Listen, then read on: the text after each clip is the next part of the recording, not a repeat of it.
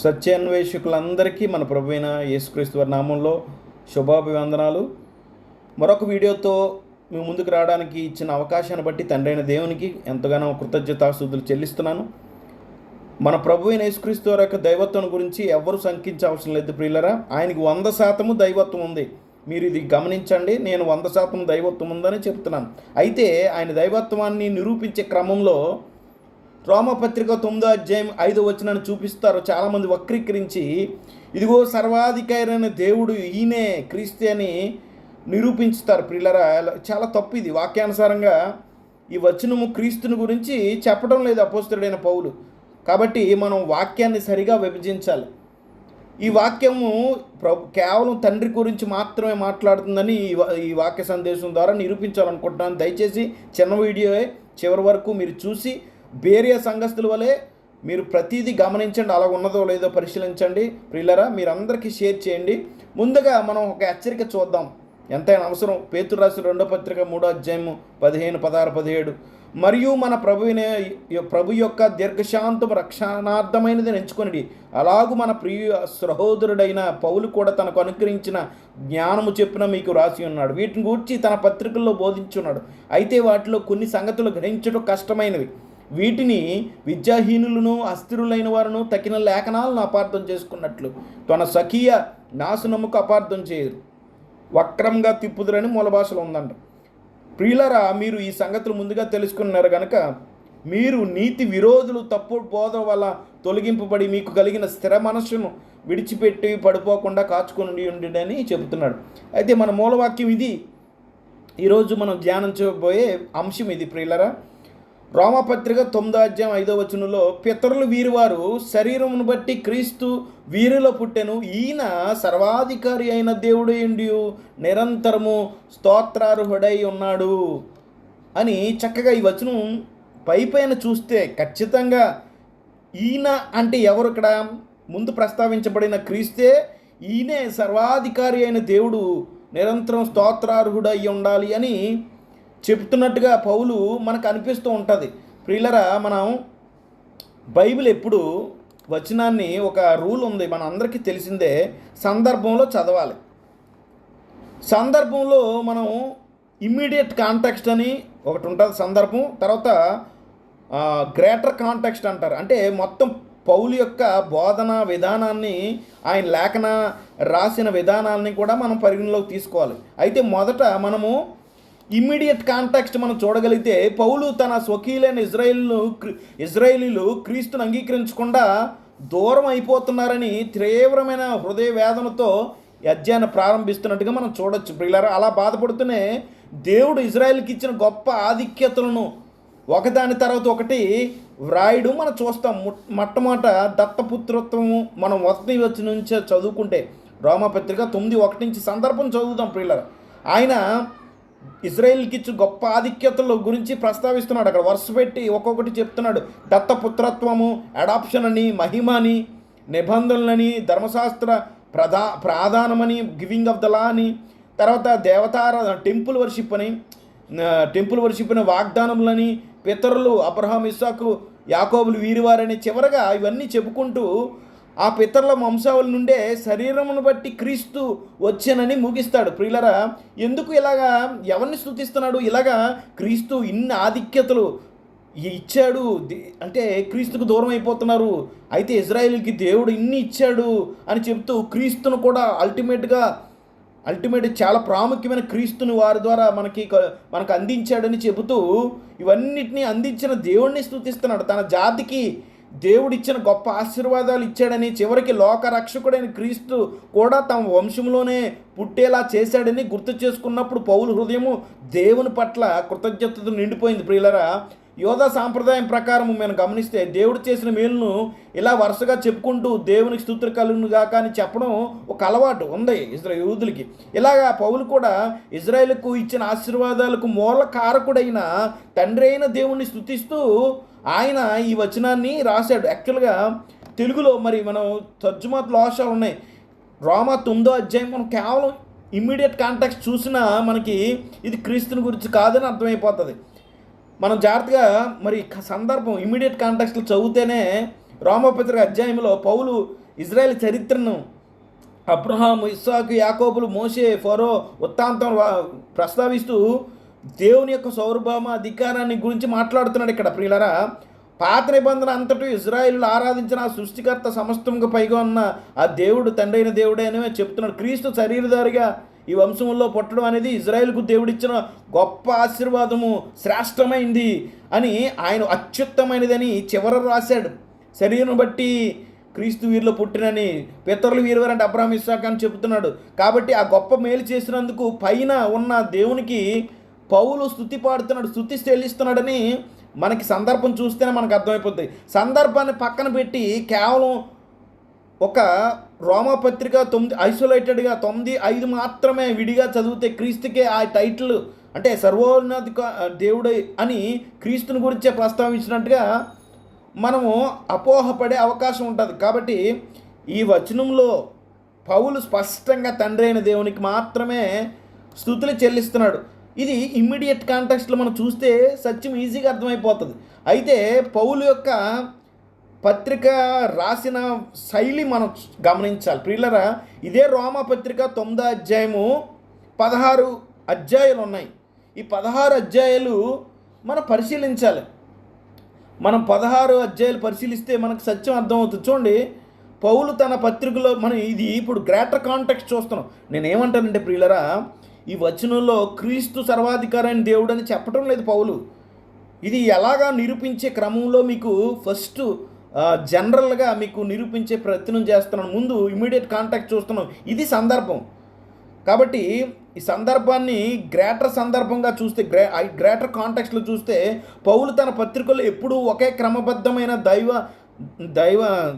ధర్మ సిద్ధాంతాన్ని అనుసరిస్తున్నాడని మనం గమనించాం. రోమాపత్రిక 1 నుంచి 16 అధ్యాయం వరకు ఆయన దేవుడనే పదాన్ని కేవలం తండ్రికి మాత్రం ఉపయోగించడం మీరు గమనించండి. మీకు హోంవర్క్ మీరు స్టడీ చేయండి ప్రియులారా. వేరే సంఘస్థుల వారు చూడండి, రోమపత్రిక అంతా 16 అధ్యాయాలు చదవండి.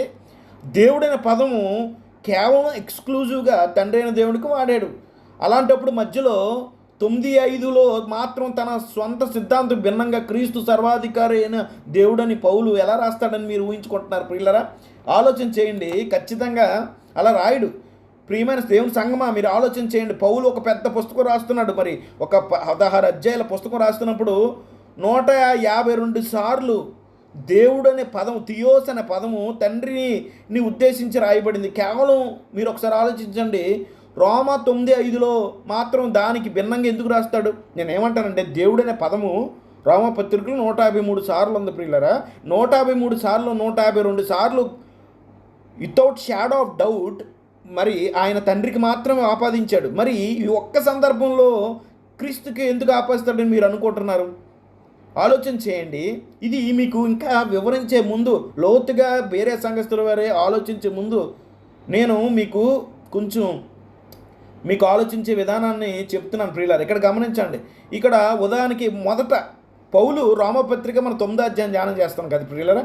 మొదట అధ్యాయం ఎలా ప్రారంభించాడో, చివరి అధ్యాయం ఎలా ముగించాడో మనము ఆ పౌలు యొక్క మైండ్ సెట్ని మనం గుర్తించగలిగితే సత్యం ఈజీగా అర్థమైపోతుంది. చూడండి, రోమపత్రిక 1 అధ్యాయంలో 3-4 వచనాలు చేస్తే మన తండ్రి అయిన దేవుని నుండి, ఇక్కడ తండ్రిని దేవుడని సంబోధిస్తున్నాడు క్లియర్గా. తండ్రి అయిన దేవుని నుండి ఒక వ్యక్తి, ప్రభు అయిన యేసుక్రీస్తు నుండి రెండవ వ్యక్తి, ఇద్దరు వ్యక్తులు కనబడుతున్నారు, వేరు వ్యక్తులు. ఇక్కడ యేసుక్రీస్తును ప్రభు అని సంబోధిస్తున్నాడు, ఆయన ప్రభువు అని సంబోధిస్తున్నాడు. అలాగే తండ్రిని దేవుడు అని సంబోధిస్తున్నాడు. పౌలు దృష్టిలో దేవుడు ఎవరు ఇక్కడ? ఈ వచనాల్లో ఖచ్చితంగా తండ్రి మాత్రమే.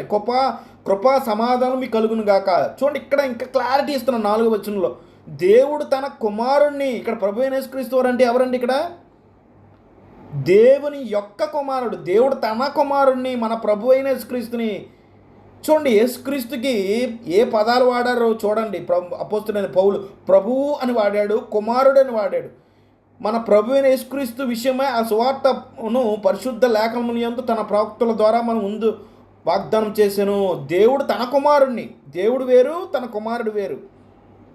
ఇక్కడ దేవుడు పైన ముందు వచనంలో 3వ వచనం తండ్రి అని మనకు అర్థమవుతుంది. ఆ దేవుడు ముగ్గురు కలిపి ఒక దేవుడు కాదు. ఇక్కడ స్పష్టంగా ప్రియులారా, దేవుడు అంటే తండ్రి అని ఒక వ్యక్తిని సంబోధిస్తున్నాడు. 153 సార్లు ఉంది.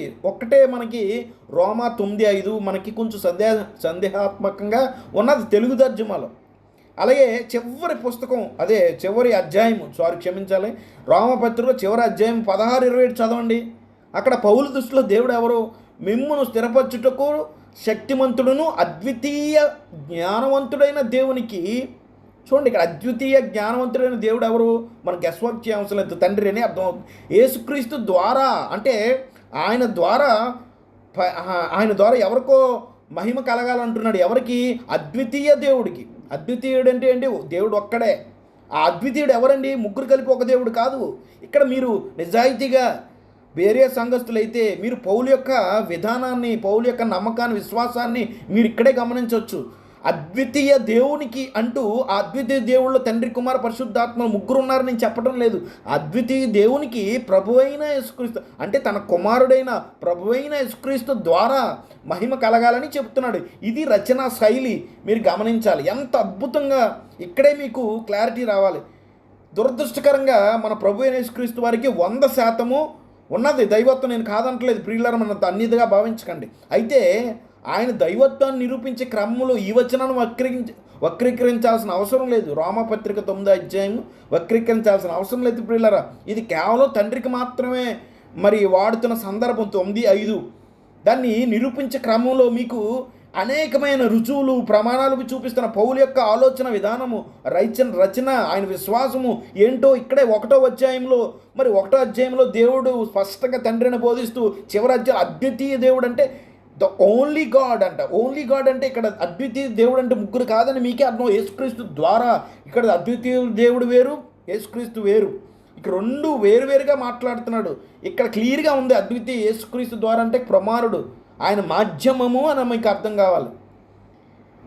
ఇంత సందర్భం చూసిన తర్వాత రోమపత్రిక మధ్యలో మాత్రం క్రీస్తు వీరిలో పుట్టిన ఈయనే సర్వాధికారి అయిన దేవుడై ఉండి నిరంతర స్తోత్రార్హుడై ఉన్నాడని ఎందుకు చెప్తాడు? క్రీస్తుని గురించి ఎందుకు అనుకుంటున్నారు? కాదు ప్రియులారా, ఇంకా మేము చూద్దాం. ఈ పట్టిక చూడండి.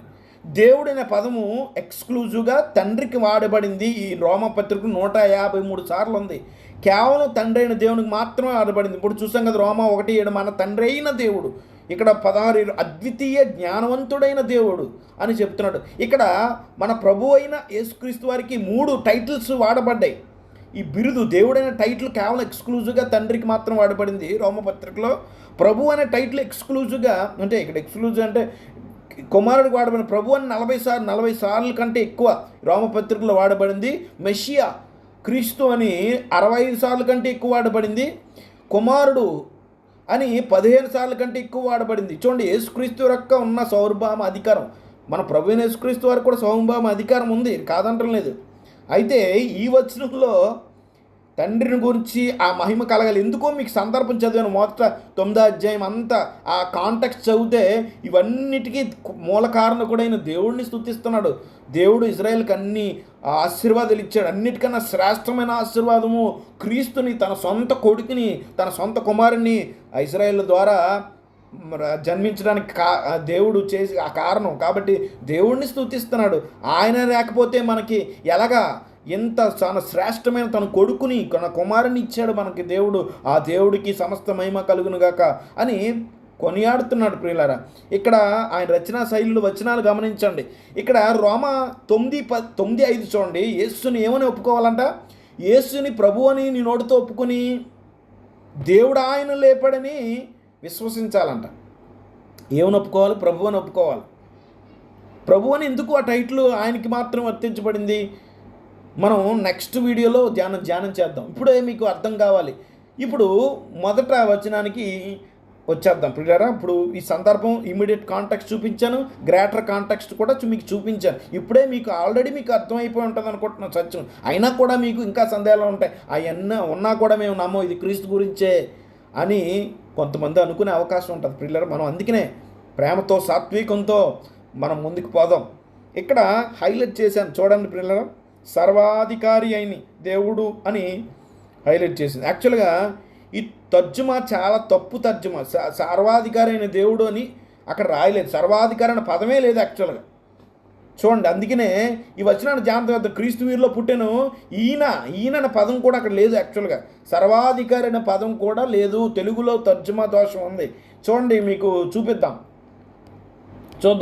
సర్వాధికారి ముందు ఈ పదాన్ని చూద్దాం, తర్వాత అన్నీ మనం చూద్దాం ప్రియులరా. ముందు ఈయన అనే పదం అక్కడ ఏం రాయబడిందో చూద్దాము. తర్వాత దేవుడు అనే థియోస్ అనే పదం అయితే అక్కడ స్పష్టంగా ఉంది. ఆ సర్వాధికారి అయిన ప్లేస్లో ఏముందో, అసలు పౌలు ఏం రాశాడో మనం చూసే ప్రయత్నం చేద్దాం. ముందు ఎందుకు లేదో చూద్దాం. ఇక్కడ ఇంగ్లీష్లో చూడండి, తెలుగులో పైన ఉంది ఈయన సర్వాధికారైన దేవుడు అని ఉంది. ఇక్కడ ఇంగ్లీష్లో చూడండి, హూ ఈజ్ గాడ్ ఓవరాల్. సర్వాధికారి గాడ్ ఆల్మైటీ అని లేదు, ఇక్కడ కింద ఓవరాల్ అని ఇంగ్లీష్లో రాశారు చక్కగా. ఇది కరెక్ట్ ట్రాన్స్లేషన్.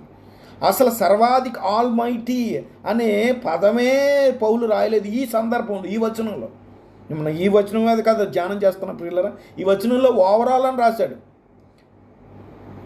కాబట్టి మీరు ఇక్కడే గమనించాలి సత్యం. మీకు ఇంకా ఇంగ్లీష్లో ఎలా ఉంటుందండి, ఎలా ఉంటుంది చూడండి. whose are the fathers and of whom as concerning the flesh Christ came, who is over all God blessed forever, amen. కేజీవి వర్షాలు ఇక్కడ కూడా చూస్తే ఖచ్చితంగా క్రీస్తే ఓవరాల్ గాడ్ అని అన్నట్టు అనిపిస్తుంది. కానీ ఇది ట్రాన్స్లేషను. ఇక్కడ కొంచెం కేజీవిలో కూడా కరెక్ట్గా భావాన్ని, పౌలు చెప్పే ఉద్దేశాన్ని ఇక్కడ కరెక్ట్గా వారు వ్యక్తీకరించలేదు కేజీవి వారు. ఇక్కడ నేనేమంటానంటే సర్వాధికారి అని తెలుగులో ఉంది. యాక్చువల్గా ప్రతి ట్రాన్స్లేషన్లోనూ కరెక్ట్గా ఓవరాల్ అనే పదం అయితే తర్జుమా కరెక్ట్గా చేశారు, ఏమాత్రం సందేహం లేదు. ఓవరాల్ అంటే మనం దాన్ని ఏంటో, దానికి ఒరిజినల్గా ఏముందో చూద్దాం. చూడండి, ఒరిజినల్ ఇక్కడ మీకు ఇంకా స్పష్టంగా ఉంది. రోమపత్రిక 9:5 ఒరిజినల్ గ్రీక్లో ఇక్కడ ఏముందో చూడండి పిల్లరా. థియోస్ అని ఉంది, ఓకే. ఇక్కడ ఎపిపాంటోన్ అనే పదం ఉంది. పాంటోన్ క్రాటోస్ అని లేదు యాక్చువల్గా. సర్వాధికారి అంటే గ్రీకులో మనం చూద్దాం. ఇక్కడ ఉన్న పదం అయితే గమనించండి, ఎపి అంటే పైన, పాంటోన్ అంటే అందరికీ పైన ఉన్నవాడు అని చెప్పాలి. అర్థమైందా మీకు ప్రియుల? సర్వాధికారి అని దేవుడికి లేదు, అక్కడ పౌలు రాయలేదు. అందరికీ అంటే ఇక్కడ పాంటాన్ అంటే అందరికీ, పైన అంటే ఎపి అనే పదం అలా రాయాలి తర్జుమా. తెలుగులో మొట్టమొదటి సర్వాధికారి దేవుడు క్రీస్తుని మనం మాట్లాడకూడదు, ఎందుకంటే సర్వాధికారి పదమే లేదు మొదట. ఇంగ్లీష్లో ఏ ట్రాన్స్లేషన్లో కూడా ఆల్మైటీ అని రాయలేదు. ఇక్కడ తర్జుమాలో కూడా చూడండి, ఇది ఒక ప్రిపోజిషను, అడ్జెక్టివ్. కాబట్టి ఈ వచనాలు చూడండి, ఎపి ఇక్కడ చదవండి, చూడండి ఈ బ్లూ కలర్ హైలైట్ చేసి ఎపి పాంటాన్ గాడ్ థియోస్ అని ఉంది. ఇక్కడ క్రిస్తోస్తు అని రాయబడింది. ఈ గమనికలు గమనించాలి. ఇక్కడ సర్వాధికారి అని లేదు. ఒరిజినల్గా ఇక్కడ ఏముందంటే, ఒరిజినల్గా ఎపి పాంటాన్ థియోస్ అని ఉంది. ఎపి పాంటాన్ థియోస్ అంటే ఎపి అంటే ఏంటో చూద్దాం. విభక్తి ప్రత్యయం, ప్రిపోజిషన్ అంటారు దాన్ని. తెలుగు అర్థం జనరల్గా ఉన్నట్టు రాయాలంటే సర్వాధికారి కాదు. యాక్చువల్గా ఏం రాయాలి? ఎపి అంటే పైగా లేదా పైన, అందరికీ అంటే ఉన్నతమైన అని వస్తుంది అర్థం.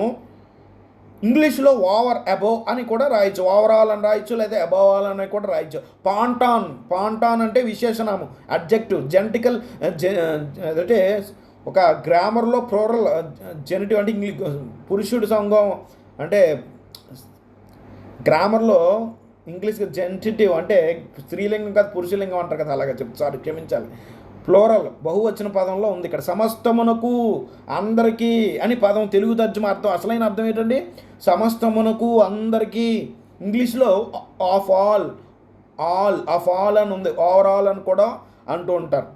కాబట్టి ఈ రెండు పదాలు కలిపితే సర్వాధికారి అయిన దేవుడు కాదు, సర్వాధికారి కాదు. యాక్చువల్గా ఏం రాయాలి అక్కడ? సమస్తమునకు పైన. వీళ్ళు ఎందుకు తర్జుమా అలా చేశారు?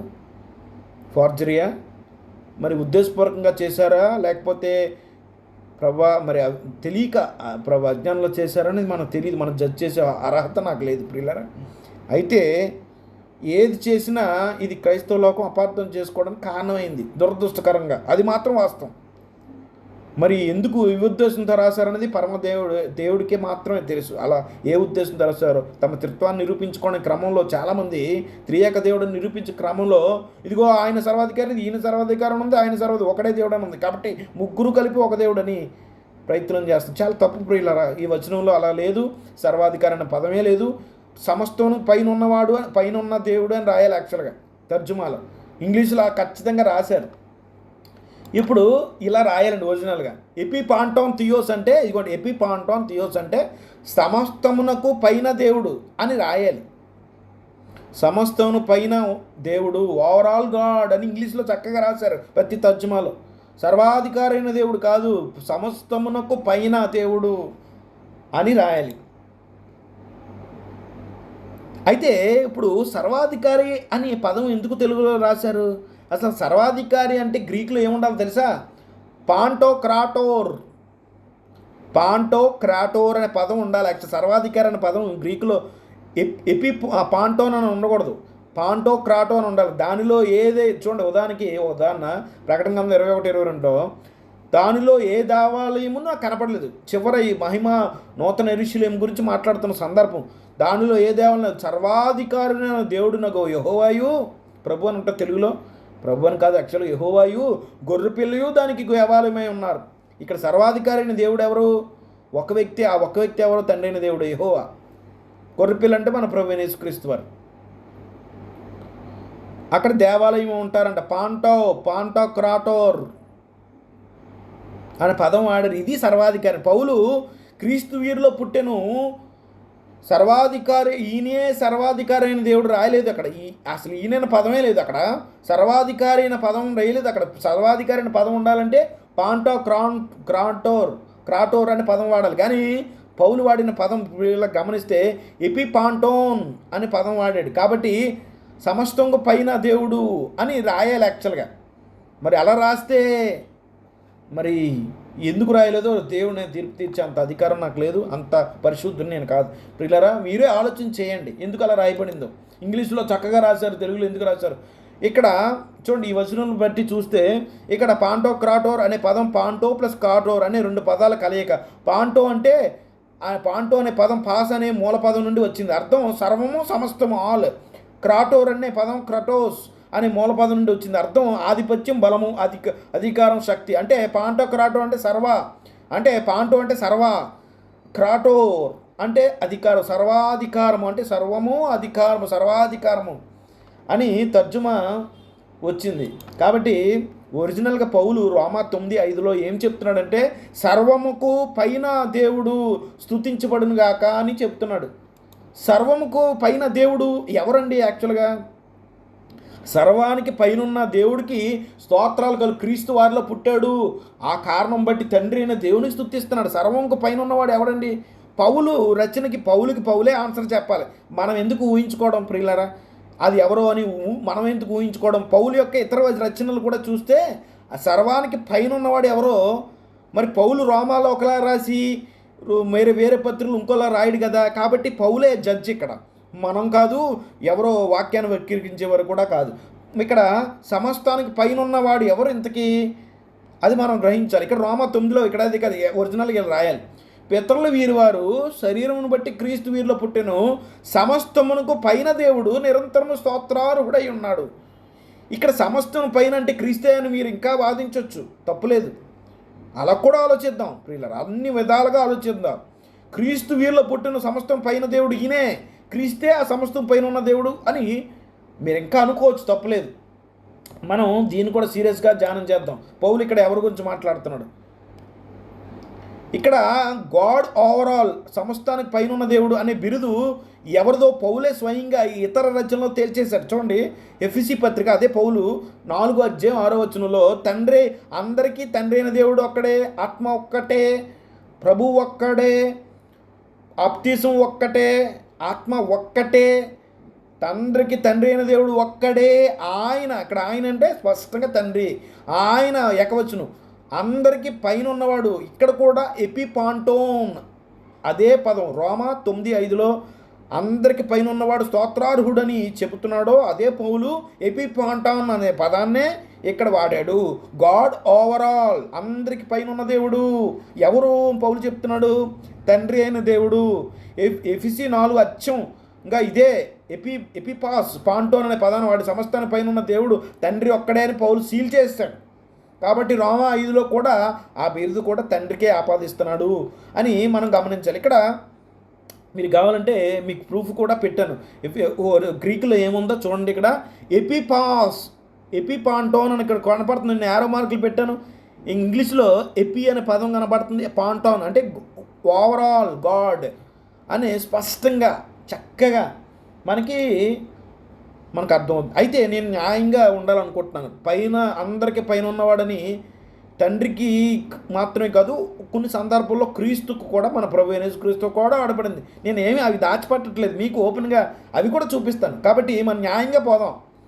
కేవలం తండ్రికి అని ఎక్స్క్లూజివ్గా వాడబడింది. అయితే కొన్ని హద్దులను బట్టి కుమారుడు కూడా వాడబడింది. ఉదాహరణకి ఈ టైటిల్ ఏదైతే ఉందో అందరికి పైన ఉన్నవాడు కేవలం తండ్రికి వాడబడిందా అంటే కుమారుడికి కూడా ఈ సందర్భం, ఈ రచనా శైలి వాడబడింది. అది కూడా మనం దాపరికం లేకుండా అది కూడా సత్యాన్వేషకులుగా గమనిద్దాం. కొలస్సీ 1:17 చూద్దాం. సమస్తానికి పైన ఉన్నవాడు తండ్రి ఒకడైనా క్రీస్తు కూడా. మరి ఈ వచనాన్ని బట్టి అక్కడ రోమా 9:5 తండ్రి ఎందుకు అనుకోవాలి, అక్కడ యేసు కూడా అనుకోవచ్చు కదా అని మీకు సందేహం రావచ్చు. అది న్యాయబద్ధమైన ప్రశ్నే, తప్పులేదు ప్రియులారా. ఇక్కడ చూడండి, అన్నిటికీ ఆయన అంటే క్రీస్తు అన్నిటికంటే ముందుగా ఉన్నవాడు, ఆయనే సమస్తానికి ఆధారపడుతుంది. Is before all. ఇక్కడ కూడా బిఫోర్ ఆల్ అనే పదం ఉంది కదా, ఇక్కడ కూడా ఎపిప్రాంట అంటే వేరే పదం ఉంది, అయినా కూడా బిఫోర్ ఆల్ అనే పదానికి ఇక్కడ కూడా అదే వచనం, అదే పైన ఉన్నవాడు, అందరికీ ముందున్నవాడు, మునుపున్నవాడు, పైన ఉన్నవాడు అనే సందర్భం పౌలు యేసుక్రీస్తు వారు కూడా వాడారు. కొలస్సీ 2:10 కెఫేలే ఫసిస్ అనే పదం వాడారు. మరియు ఆయన యందు మీరును సంపూర్ణమై ఉన్నారు. ఆయన సమస్తమును ప్రధానులకు అధికారులకు శిరస్సు అయి ఉన్నాడు. ఎవరంట? క్రీస్తు అందరికీ శిరస్సు అయి ఉన్నాడు. ఇక్కడ ఇంగ్లీష్లో చక్కగా రాశారు, Christ who is the head over every rule and authority. ఈ 2 వచనాల్లో మనం చూస్తే సమస్తానికి పైన ఉన్నవాడు అంటే సంఘముకు, భూమికి, దేవదూతలందరికీ, మన ప్రభు యేసుక్రీస్తు వారికి కూడా పైన ఉన్నవాడు. అయితే రోమాపత్రికల 9:5 మరి ఈ పదము ఎఫెసీ పత్రికలో అందరికి పైన ఉన్నవాడని తండ్రి కోసం చెప్తున్నాడు. ఇక్కడేమో ఇక్కడ యేసుక్రీస్తు వారి కోసం చెప్తున్నాడు. నేనేమి మీకు దాయలేదు, అన్నీ మీకు చూపించే ప్రయత్నం చేస్తున్నాను. అయితే అందరికీ పైన ఉన్నవాడే యేసుక్రీస్తు వారి 2 సందర్భాలు బట్టి ఏమాత్రం సందేహం లేదు. ఎందుకంటే సమస్త సృష్టి ఆయన ద్వారా కలిగి ఉన్నదేది ఆయన లేకుండా కలగలేదు. కాబట్టి అందరికి పైన యేసుప్రభు ఉన్నారు. అయితే యేసుప్రభు వారికి పైన తండ్రి ఉన్నాడు. ప్రియులారా, ఇది రెండిట్లో మనం ఎలాగ అర్థం చేసుకోవాలి? 2 తండ్రికి కుమారుడికి కూడా వాడబడింది కదా రోమా 9:5. మరి ఎవరికన్నా మీరు అనుకోవచ్చని మీరు అడగవచ్చు. ఆ సందేహం కూడా మీరు చూస్తే ఇక్కడ కూడా వచనాలు చూశారు కదా, ఇక్కడ ఉందో మీకు చూపిస్తున్నాను. కొలస్సీ 1:17 క్రీస్తుకు వాడబడింది. అలాగే కింద 2:10 క్రీస్తు హెడ్ ఆఫ్ ఆల్, పైన ఉన్నవాడు అని క్రీస్తుకు 2:10 కూడా వాడబడింది. అందులో ఏమాత్రం సందేహం లేదు. అయితే అధికార క్రమాన్ని మనం అర్థం చేసుకోవాలి. ప్రభువు అందరికీ పైన ఉన్నవాడు. అయితే యేసుక్రీస్తు వారికి కూడా పైన ఉన్నవాడు ఒక ఉన్నాడు, తండ్రి. ఆయన తలంచుకుంటేనే పౌలు రోమపత్రికలు ఆయనకే స్తోత్రార్హుడని చెబుతున్నాడు. ఎందుకు ఇది ఎలా తెలుసుకోవాలంటే చాలా సింపుల్. అదే పౌలు ఎఫెసీ 1:17 అద్భుతం కదా. పౌలు మాటలు మనం అర్థం చేసుకుంటే పౌలు లేఖనాలు అపార్థం చేసుకుంటున్నారు చాలామంది. ఎఫెసీ 1:17-22 కలిపి చదువుదాం. ఆయన మిమ్మల్ని పిలిచిన పిలుపుని వలన నిరీక్షణ ఎట్టుదో, పరిశుద్ధుల్లో ఆయన స్వాస్థ్యం యొక్క మహిమైశ్వర్యం ఎట్టుదో, ఆయన క్రీస్తునందు ఉపయోగించిన బలాతిశయమును బట్టి విశ్వసించు మన యందు ఆయన చూపించిన తన శక్తి యొక్క అపరిమితమైన మహత్యమైనదో మీరు తెలుసుకోవాలని జాగ్రత్త స్లోగా చూడదు. ఇక్కడ హైలైట్ చేసి చూడండి. మన ప్రభువైన యేసుక్రీస్తు యొక్క దేవుడైన మహిమా స్వరూపైన తండ్రి తను తెలుసుకున్నటకు మీ జ్ఞానము ప్రత్యక్షత మనస్సును అనుగ్రహించినట్లు నేను నా ప్రార్థన మిమ్మల్ని గురించి జ్ఞాపం చేస్తున్నాను. మన ప్రభువైన టైటిల్ చూడండి. ఇక్కడ మన ప్రభువైన యేసుక్రీస్తు యొక్క దేవుడైన మహిమ స్వరూపైన తండ్రి. యేసుక్రీస్తు యొక్క దేవుడు అంటే యేసుక్రీస్తుకు కూడా దేవుడు. కాబట్టి అందరికీ పైన ఉన్నవాడు అంటే అఫ్కోర్స్ అందరికీ పైన ఉన్నవాడుగా దేవుడు నియమించాడు. అయితే దాని అర్థం దేవుడు ఆయన కింద ఉన్నాడు లేదు, దేవుడితో సమానుడు, దేవుడితో ఈక్వల్ అని కాదు అక్కడ. సో అఫ్కోర్స్ తండ్రి స్వభావరీత్యా దేవునితో సమానుడే. కానీ ఇక్కడ అధికార విషయంలో మాత్రం తండ్రి ఆయన కంటే పైన ఉన్నాడు. యేసుక్రీస్తు యొక్క దేవుడు. చూడండి జాగ్రత్త తెలుగులో చక్కరాశ మన ప్రభువైన యేసుక్రీస్తు యొక్క దేవుడైన మనకి కాదు దేవుడు, మన యొక్క దేవుడు కాదు, తండ్రి యొక్క యేసుక్రీస్తు యొక్క దేవుడిని మహిమ స్వరూపి అంటూ 22 వచనం కలిపి చదువుదాం. మరియు చూడండి, సమస్తమును ఆయన పాదముల కింద ఉంచి సమస్తమును పైన ఆయనను సంఘముకు శిరస్సుగా నియమించను. అబ్బా, ఎంత బ్యూటిఫుల్గా రాయబడింది.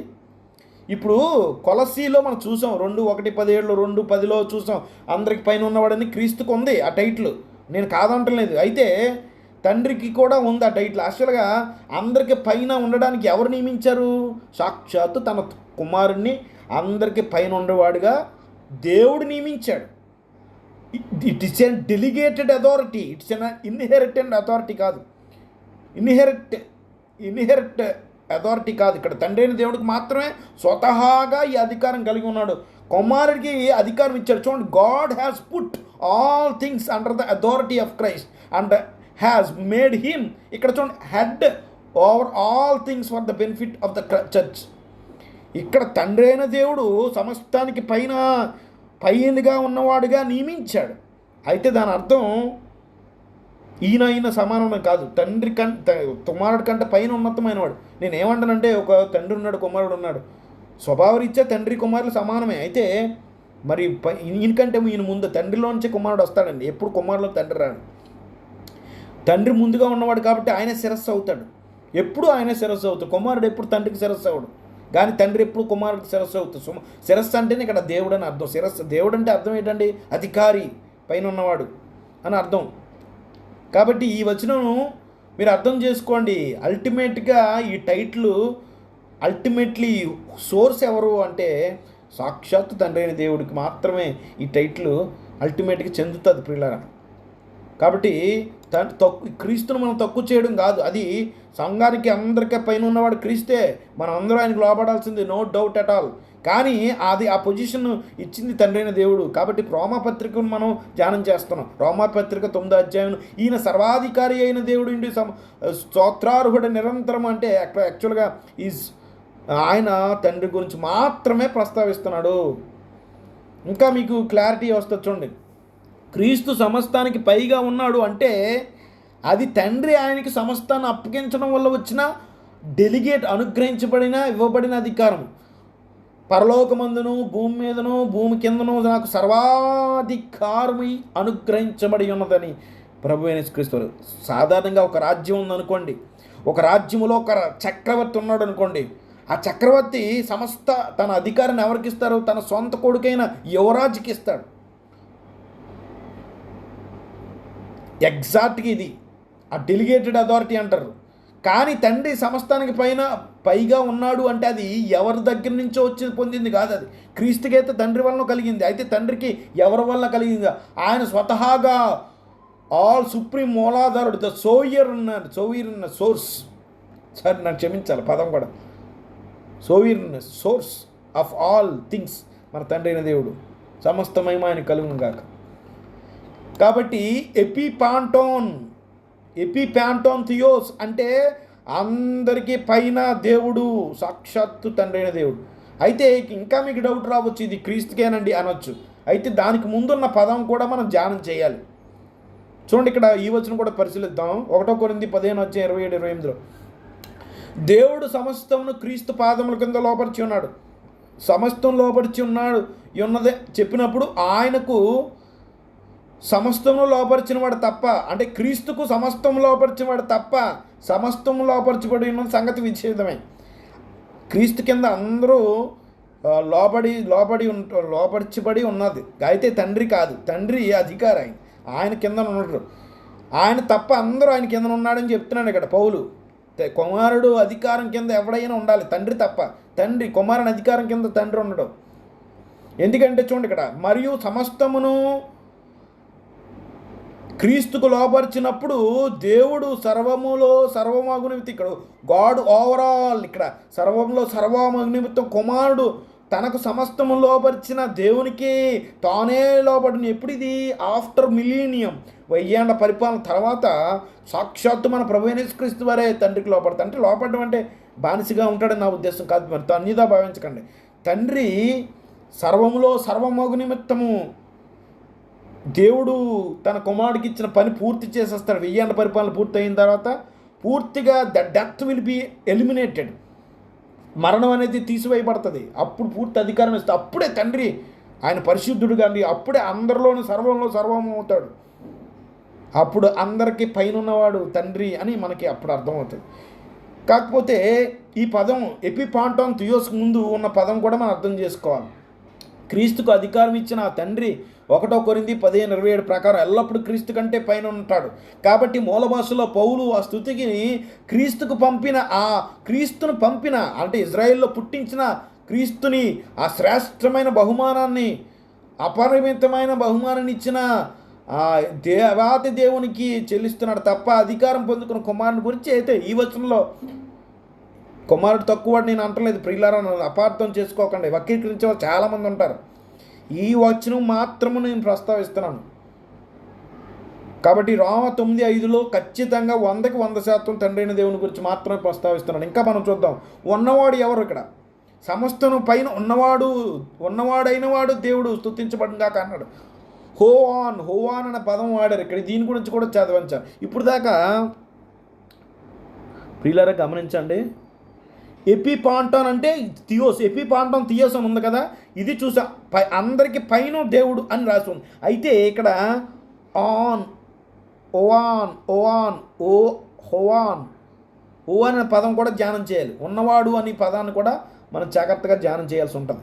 ఇక్కడ తెలుగు బైబిల్లో క్రీస్తు సర్వం బట్టి ఆయనలో నుండి పుట్టాను అంటే ఆయన సర్వాధికారైన దేవుడని ఒకే వాక్యంగా అనుమతించడం వల్ల అది క్రీస్తుకే వర్తిస్తుందని గందరగోళం ఏర్పడింది. కానీ గ్రీకు మూల ప్రతిని మనం గమనిస్తే అసలు విషయం అర్థమవుతుంది. చూడండి, ఇక్కడ ఆ కింద సందర్భాన్ని 9:5లో రాసి హోవాన్ ఎపిపాంటాన్ థియోస్ అని రాసుకుంటూ వివరించుకుంటూ వచ్చాడు. ఒక్కొక్క వచనాన్ని మనం సందర్భాన్ని విడగొడితే హోవాన్ అనే పదం యాక్చువల్గా తెలుగులో ఎలా రాయాలంటే ఆ ఉన్నవాడు లేదా ఎవరైతే ఉన్నాడో ద వన్ హూ ఈజ్.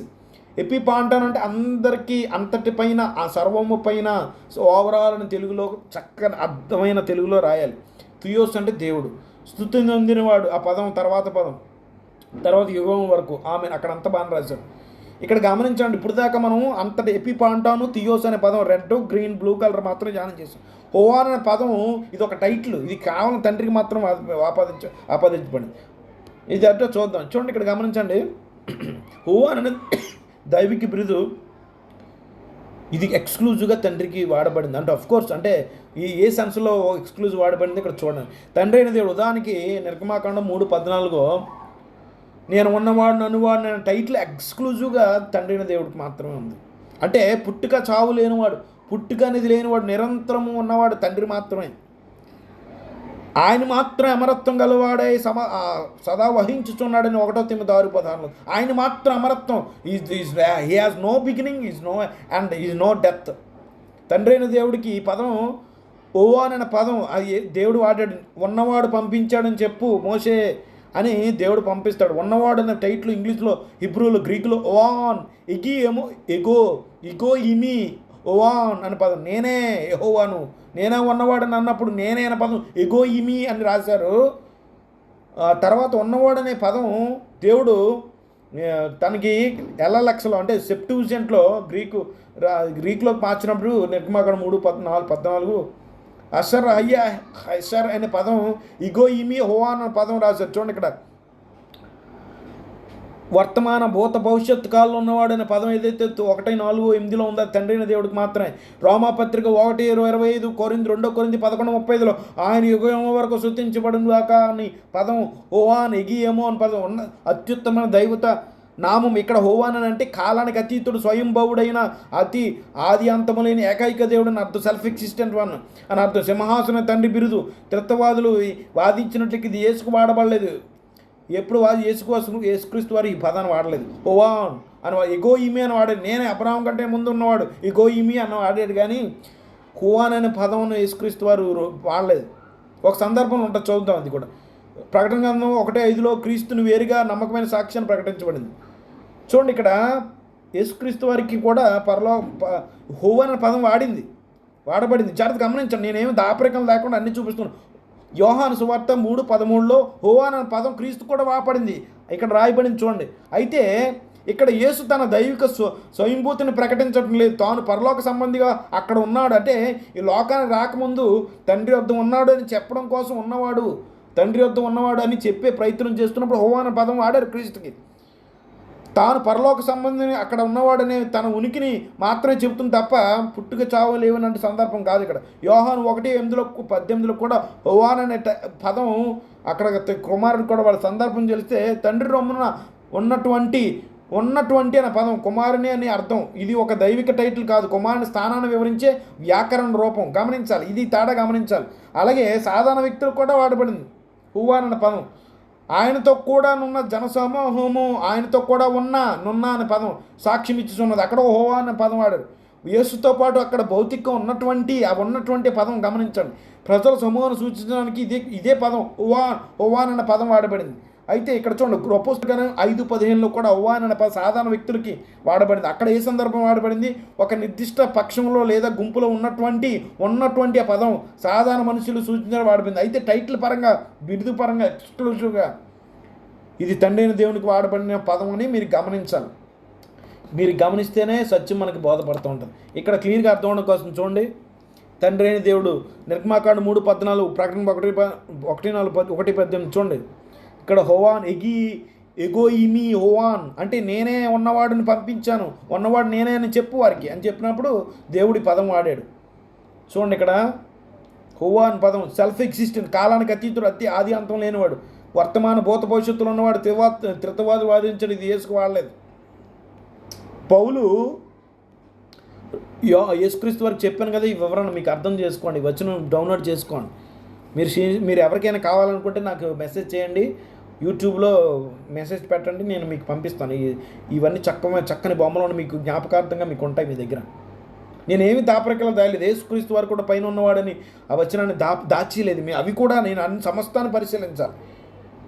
అక్కడ వాడబడింది హోవా అనే పదం కూడా క్రీస్తుకు వాడబడింది. అయితే ఇక్కడ టైటిల్గా మాత్రం తండ్రికి మాత్రం వాడబడింది అనే సందర్భం గమనించాను.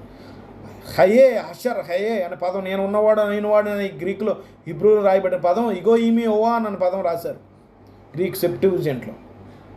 చూసారు ఇక్కడ చూడండి, హయే అనే పదం, నేను ఉన్నవాడు అనువాడు అనే పదం ఏదో తెలుగులో రాశారో అలాగే ఇగోయిమోయి హువాన్ అనే పదం వాడు ఉనికి ఉన్నవాడినైనా నేనే అని సెప్ట్యుజింట్లో రాశారు. చక్కగా మీకు ఎంత వివరంగా చెప్పడం జరుగుతుంది. గ్రీక్ భాషలో హోవాన్ అనేది కేవలం ఉన్నటువంటి అని అర్థం ఇచ్చే ఒక సాధారణ వ్యాకరణ పదం. యేసుకు వాడబడింది, సాధారణ మనుషులకి వాడబడింది. కానీ అది నిర్గమాకాండం 3:14 మరియు ప్రకటన గ్రంథంలో తండ్రి అయిన దేవునికి అన్వయించినప్పుడు మాత్రమే స్వయంభవుడైన పరమదేవుడు అనే ప్రత్యేకమైన టైటిల్గా మారుతుంది. కాబట్టి రోమా 9:5లో పౌలన్నిటికన్నా పైన ఉన్నవాడు అని రాసినప్పుడు అది ఒక ప్రత్యేక హోదా కలిగిన తండ్రికే సూచిస్తుంది తప్ప కుమారుని కాదు అని మీరు గమనించాలి. ఇప్పుడు అన్ని దోషాలు మనం సరిచేసుకుంటూ ఒరిజినల్ తర్జుమా ఇలా ఉండాలి. పితరులు వీరివారు శరీరమును బట్టి క్రీస్తు వీరిలో పుట్టెను అంటూ ఫుల్ స్టాప్ పెట్టాడు. యాక్చువల్గా దాన్ని కలిపి చదవకూడదు. అంటే అక్కడ యాక్చువల్గా ఎందుకు లేదో అలాగా గ్రీకు గ్రామర్లో కామాలు ఫుల్ స్టాపులు అట్లా లేవు. సమస్తమునకు పైన ఇది కరెక్ట్ తర్జుమా. సర్వాధికారి అయిన దేవుడు కాదు. ఇప్పుడు దాకా మనం చర్చ చేసిందల్లా దేనికంటే సర్వాధికారి అయిన దేవుడు కాదు ఉన్నది. పౌలు చెప్తుంది సమస్తమునకు పైన ఉన్నవాడైన దేవుడు నిరంతరము స్తోత్రాయుడు. ఇక్కడ ఎక్స్క్లూజివ్గా తండ్రిని జ్ఞాపకం చేసుకుంటున్నాడు. మీకు ఎన్ని విధాలుగా నిరూపించాను, ఏది దాపరికాలు లేకుండా ప్రియులారా. ఇది ఖచ్చితమైన తర్జుమాలు. చూడండి, ఇక్కడ ఇంగ్లీష్లో చూస్తే ఇది కరెక్ట్గా ఉంది. ఇక్కడ మీరు చూడండి, రివైజ్డ్ కేజీవి వారు అన్యాయం చేశారు ఈ వచనాన్ని. అంటే వారు త్రిత్వానికి అనుకూలంగా తర్వాత ట్రాన్స్లేషన్ చేశారు. చాలా దుర్మార్గమైన ట్రాన్స్లేషన్ జరిగింది. రివైజ్డ్ స్టాండర్డ్ వెర్షన్లో చూడండి, of the race according to the flesh is the Christ ఆగాలి, God who is overall be blessed for ever. ఇది కరెక్ట్ తర్జుమా. ఇక్కడ న్యూ రివైజ్డ్ స్టాండర్డ్ వెర్షన్లో చూడండి, and from them according to the flesh comes the Messiah, may the God who is overall be blessed for ever, amen. ఇక్కడ అంటున్నాడు. ఇక్కడ కూడా Laxman English బైబిల్లో కూడా కిందన ఫుట్ నోట్లో God be blessed for ever ఉంది. న్యూ అమెరికన్ బైబిల్లో for them according to the flesh is the Messiah, God who is overall be blessed for ever. Be blessed అనే పదం ఎక్స్క్లూజివ్గా బైబిల్ అంతట్లో అంటే సందర్భం చూస్తే తండ్రి అయిన దేవునికి వాడబడింది. అఫ్కోర్స్ తండ్రి గొర్రెపిల్ల మహిమ బ్లెస్సింగ్స్ వచ్చిన కాక ప్రకటన గ్రంథాలు ఉంటాయి. ఇక్కడ ఇది రక్త సజ్జమాలు ప్రియుల.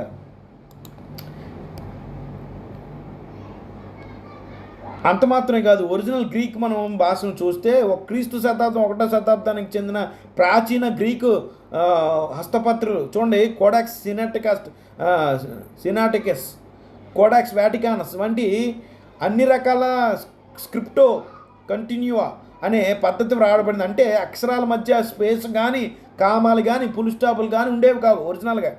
అందుకనే మన వాళ్ళు 2 కలగలిపేసి క్రీస్తు వీరిలో పుట్టి నేను సర్వాధికారి అంటే కంటిన్యూస్ ఒక సెంటెన్స్గా మార్చేశారు. దానివల్ల అపార్థం చేసుకుంటున్నారు. క్రీస్తు కాదు చెప్పేది పౌలు.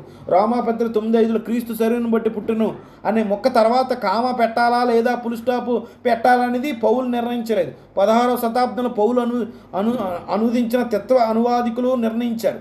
లాజిక్ ఏంటి ఇక్కడ? అక్కడ ఫుల్ స్టాప్ పెట్టి చదివితే ఆ తర్వాత వచ్చే వాక్యము తండ్రి అయిన దేవునికి చెందే స్తోత్ర బలి అని అర్థమవుతుంది. అనేక ఆధునిక బైబిళ్ళు ఈ సత్యాన్ని ఒప్పుకుంటూ అక్కడ ఫుల్ స్టాప్ పెట్టాయి ఫుల్ స్టాప్ పెట్టి చూపించాయి. ఇక్కడ చూడండి, క్రైస్ట్ పక్కన ఫుల్ స్టాప్ ఉంది, మెస్సియా పక్కన ఫుల్ స్టాప్ ఉంది. ఇక్కడ లేకపోవచ్చు కానీ కింద ఫుల్ నోట్ ఇచ్చారు, మెస్సియా పక్కన ఫుల్ స్టాప్ ఉంది. కాబట్టి న్యాయం చేశారు ఈ ట్రాన్స్లేటర్లు. మిగతా వాళ్ళందరూ అన్యాయం చేశారు. ముఖ్యంగా తెలుగులో మరీ దారుణంగా అన్యాయం చేస్తారు. ఏదో మన వాళ్ళు భ్రమలో బతికే క్రీస్తు దైవత్వాన్ని నిరూపించే అనేకములు ఉన్నాయి. అంటే కొన్ని ఉన్నాయి, అవి వదిలేసి క్రీస్తుకు చెప్పలేని విషయాలు తీసుకొచ్చి క్రీస్తుకు అంతగా అంతా మనం ఉన్నది ఉన్నట్టు తీసుకుంటే చాలు వాక్యాన్ని. క్రీస్తుకి లేని వచనాలు తీసుకొచ్చి క్రీస్తుకి ఆపాదిస్తే మీరేమి క్రీస్తుని మహిమపరిచినట్టు ఏం కాదు. ఆయన ఇంకా క్రీస్తు వాక్యాన్ని అవమానపరిచినట్టు మీరు. కాబట్టి సర్వాధికారం దేవుడని క్రీస్తు చెప్తే తప్పేంటి? ఉన్నది ఉన్నట్టు చూసుకుంటే చాలు ప్రియులారా. మరి ఎక్స్ట్రా తీసుకొచ్చి క్రీస్తుకు ఆపాదించే అవసరం లేదు. ఆయన ఉన్న స్థితిని మనం గౌరవించాలి. ఆయన దేవుని పరిశుద్ధమైన అద్వితీయ కుమారుడని మనం గౌరవించాలి. దైవత్వం 100% ఉందని మనం గ్రహించాలి. ఆయనకి 100% దైవత్వం లేకపోతే మనకు రక్షణ లేదు ప్రియులారా. దైవత్వం ఉంది 100%. అయితే ఆ అద్వితీయ సత్యదేవుడు అయితే ఆయన కాదు. ఆయన తండ్రి మాత్రం అద్వితీయ సత్యదేవుడు. ఒరిజినల్ గ్రీక్ ఇదండి. తర్వాత రోమా 9వ అధ్యాయం ప్రారంభం నుంచి చదివితే మీకు చూపించాను. కాంటెక్స్ట్ అనేది important. Overall context, immediate context అని 2 ఉంటాయి. బైబిలికల్ ఇంటర్ప్రిటేషన్లో 2 ఉంటాయి. కంపల్సరీ ఫాలో అవ్వాలి. రోమా పత్రిక అంతా చదివాను కదా, ఆశీర్వాదాలన్నీ చెప్పుకోండి. గొప్ప ఆశీర్వాదం చివరిలో అన్నిటికైనా శ్రేష్టమైన ఆశీర్వాదం దేవుడు ఇచ్చాడు.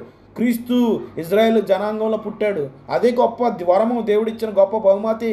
తండ్రి అయిన దేవుడు అందరికంటే పైన ఉన్నవాడు, నీవు ఒక్కడు స్తోత్రార్హుడు అని హృదయంలో ఉప్పొంగుతూ పౌలు రాసిన సందర్భం తప్ప ఇది కాదు ప్రియులారా. త్రిత్వవాదులు తమ సిద్ధాంతాన్ని నిరూపించడానికి చేసే అతిపెద్ద పొరపాటు ఇదే. వాక్యం యొక్క సందర్భాన్ని, గ్రీకు మూలపాఠాలని, మరి బైబిల్ ప్రాధాన్యత సూత్రాలని పూర్తిగా పక్కన పట్టేసి కేవలం కొన్ని వచ్చిన పదాలను విడిగా పట్టుకుని అపార్థం చేసుకుంటారు. ప్రియమైన దేవుని ప్రజలారా గమనించండి, లేఖనాలను వాటి సందర్భంలో కాకుండా మన సొంత సిద్ధాంతాలు రుద్దడానికి వాడితే అది స్వకీయ నాశనమే దారితీస్తుందని పేతురు హెచ్చరిస్తున్న. పౌలు కానీ యోహాను కానీ ఎక్కడైనా యేసుక్రీస్తుని అద్వితీయుడు దేవుడు అని రాయలేదు. యేసుక్రీస్తు స్వయంగా చెప్పారు అపోస్తలులు యోహాను 17:10 ఎవరంటే అద్వితీయ సత్యదేవుడి నీవు పంపించిన యేసుక్రీస్తుని ఎరగడమే నిత్య అద్వితీయ సత్యదేవుడు నిన్ను ఏకవచనం. నిన్నంటే అద్వితీయ సత్యదేవుడు ఒకే ఒక వ్యక్తి, ఆయన తండ్రి అయిన దేవుడు. ఈ పౌలే ఇది ఒక్క యేసుప్రభు వారే చెప్తున్నారా? ఇందాక రోమాపత్రిక 16:27 చూసాంగా, అద్వితీయ జ్ఞానవంతుడును అద్వితీయ సత్యదేవుడును ఆయన దేవునికి యేసుక్రీస్తు ద్వారా మహిమ కలుగునుగా కానీ అక్కడ ముగించాడు. పౌలు యేసుప్రభు వారు ఇక్కడ ఏదైతే చెప్పాడో అదే వచ్చిన అద్వితీయ సత్యదేవుడు ఒక వ్యక్తి. అద్వితీయ సత్యదేవుడిలో 3 వ్యక్తులు కలిపి ఉన్నారనేది పచ్చి దుర్మార్గపోదు. ఇక్కడ యేసుప్రభు వారు చెప్తున్నాడు, ఆయన అద్వితీయ సత్యదేవుడిని వేరుగా చూపిస్తున్నాడు. ఆయన తండ్రి నీవు పంపించిన అంటే తండ్రి పంపించిన యేసుక్రీస్తున తన కుమారుడైన ప్రభు అయిన యేసుక్రీస్తుని ఎరగడం అంటే కేవలం తెలుసుకుంటే కాదు, వాడితో చక్కని అనుబంధం రిలేషన్షిప్లో ఉన్నప్పుడు మాత్రమే నిత్యజీవం వస్తాయి. 2 వ్యక్తులు ఎరిగితే నిత్యజీవం, 3 కలిపి ఒక దేవుడిగా నమ్మితే నిత్యజీవం అని ఎక్కడ ఉంది బైబిల్లో చూపించండి. త్రియేకవాదులారా, మీరు లేఖనాల్ని మరీ దారుణంగా వక్రీకరిస్తున్నారు. రోమాపత్రిక 9వ అధ్యాయం 5వ వచనం క్రీస్తు గురించి కాదు 100% ఇన్ని నిరూపించాను. మీరు రోమాపత్రిక 9వ అధ్యాయము మొత్తం మొత్తం రోమపత్రిక అంతా చూడండి, 16 అధ్యాయాల్లో దేవుడనే పదం ఎక్స్క్లూజివ్గా పౌలు దేవుడు తండ్రికి మాత్రం ఆపాదించిన 152 సార్లు. ఒక్కసారే మాత్రం క్రీస్తుకని మీరు ఎందుకు అనుకుంటున్నారు? మీ బుర్రకాయలో తీసుకొచ్చి పెడుతున్నారు బైబిల్. ప్రియులారా, ఎంతో వేదం చెప్తుంది, దయచేసి మారు మనసు పొందండి. మీ తప్పుడు సిద్ధాంతాలని నిరూపించుకొని వాక్యాన్ని వక్రీకరించకండి ప్రియులారా. కాబట్టి బ్రదర్స్ అండ్ సిస్టర్స్, మీరు ఆలోచన చేయండి. విరామ చిహ్నాలు అంటే ఇక్కడ ఫుల్ స్టాపులు, కామాలు, గ్రీకు ఒరిజినల్ స్క్రిప్చర్స్లో లేని సందర్భాన్ని ఆసరా చేసుకుని సర్వాధికారి అనే పదాన్ని తెలుగు బైబిల్లో చేర్చి పౌలు రాసిన ఇతర లేఖనాలు పక్కన పెట్టి క్రీస్తే సర్వాధికారి అయిన దేవుడని ప్రచారం చేయడం క్రైస్తవ లోకాన్ని మోసం చేయడమే. లేఖనాల ప్రకారం అందరికీ పైనున్న దేవుడు ఒక్కడే, ఆయనే మన ప్రభువైన యేసుక్రీస్తు వారి యొక్క తండ్రి. సమస్త మహిమ. ఈ వీడియో అందరికీ షేర్ చేయండి, చిన్న వీడియో, అందరికీ తెలుగు రాష్ట్రంలో ఉన్న వాళ్ళందరికీ షేర్ చేయండి. నేను 100% నమ్ముతున్నాను, క్రీస్తు యొక్క పరిపూర్ణమైన దైవత్వాన్ని నమ్ముతున్నాను. నేను క్రీస్తు యొక్క దైవత్వాన్ని ధృవీకరిస్తే నేను మారనాథ నాకు ప్రియులారా. ఎందుకంటే చాలా ప్రమాదం, నేను అలా చేయడం లేదు. క్రీస్తు సంపూర్ణ దైవత్వం కలిగినాడు, వాక్యము దేవుడై ఉండేను అని అక్కడ దైవత్వాన్ని గురించి స్పష్టంగా ఉంది. నేను ఎవడని కాదనడానికి. యోహాను 1:1లో క్రీస్తు వాక్యము దేవుడై ఉండేను. అక్కడ it speaks about the nature of the word of God, అంటే క్రీస్తు యొక్క దైవత్వాన్ని చూపిస్తున్నది వచనం. కాబట్టి I cannot deny the direct verse. క్రీస్తుని గురించి రాయబడిన డైరెక్ట్ వచనాన్ని నేను ఎన్నడూ తునీకరించను. నేను చాలా లోతుగా పరిశీలించేవాడిని, పైన మోసపోను ప్రియులారా. ఇవన్నీ వచనాలు మీకు ఏది దాపరికాలు లేకుండా మీకు పొందుపరచడం జరిగింది. యెహోవా మిమ్మును మీ కుటుంబాన్ని సర్వసత్యంలోనికి నడిపించి ఆయన రాకడకు, తన కుమారుడైన యెహోషువ రాకడకు మిమ్మల్ని అందరినీ సిద్ధపరిచి మహింపరచును గాక. ఆమేన్.